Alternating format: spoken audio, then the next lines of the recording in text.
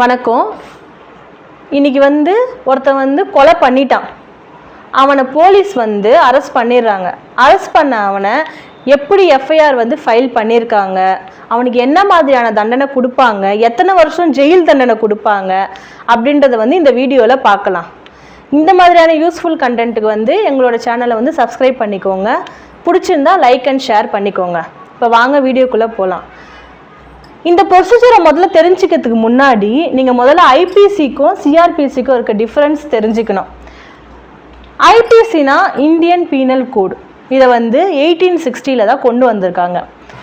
இதை சப்ஸ்டாண்டிவ் லானோ சொல்லுவாங்க. அப்படின்னா கிரைம், அதோட பனிஷ்மெண்ட், அதாவது குற்றம், அதுக்கு கொடுக்கக்கூடிய தண்டனைகள் என்ன அப்படின்னு சொல்லுவாங்க.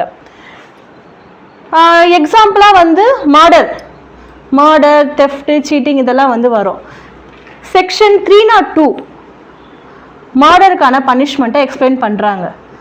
பனிஷ்மெண்ட் என்னன்னா, ஒன்று அவங்களுக்கு லைஃப் இம்ப்ரிசான்மெண்ட், இல்லைன்னா டெத்து. இந்த மாதிரி குற்றம் என்ன, அதுக்கான தண்டனைகள் என்ன அப்படின்னு சொல்கிறது ஐபிசி. இப்போ சிஆர்பிசி என்னன்னு பார்க்கலாம். சிஆர்பிசினா கிரிமினல் ப்ரொசீஜர் கோடு. சிஆர்பிசியை 1973 தான் கொண்டு வந்தாங்க. இதை ப்ரொசீஜரல் லா அப்படின்னு சொல்லுவாங்க. ப்ரொசீஜரல் லா அப்படின்னா விசாரணை முறை, எப்படிலாம் விசாரணை நடத்தப்படும் அப்படின்னு சொல்றது தான் சிஆர்பிசி. உதாரணத்துக்கு இன்வெஸ்டிகேஷன் எப்படி பண்ணுவாங்க, அரெஸ்ட் எப்படி பண்ணுவாங்க, பெயிலுக்கு என்னெல்லாம் ப்ரொசீஜர் இருக்கு, இதெல்லாம் சிஆர்பிசியில் வரும்.